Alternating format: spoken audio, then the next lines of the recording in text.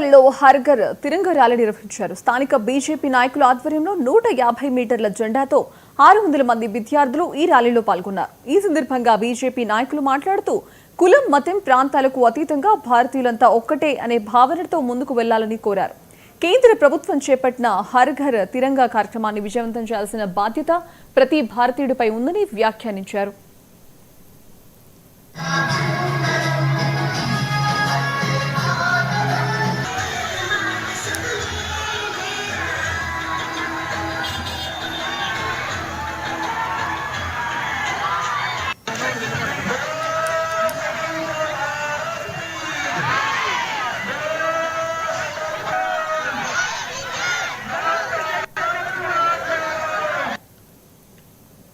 భారత ప్రధాని శ్రీ నరేంద్ర మోడీ గారి పిలుపు మేరకు దేశవ్యాప్తంగా తిరంగా ర్యాలీ నిర్వహించడం జరుగుతుంది.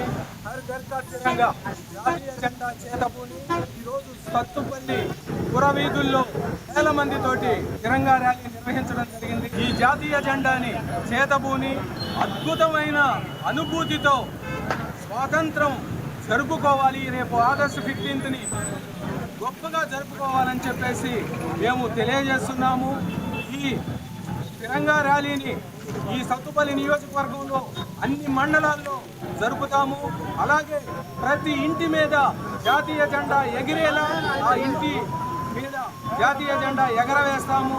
ప్రతి ఒక్కళ్ళు కూడా ఇప్పటికే వేల జాతీయ జెండాలు ప్రజలకు అందజేశాము. తప్పకుండా ఈ నియోజకవర్గంలో అన్ని మండలాల్లో కూడా తిరంగా ర్యాలీ నిర్వహిస్తామని చెప్పేసి మేము తెలియజేస్తున్నాము.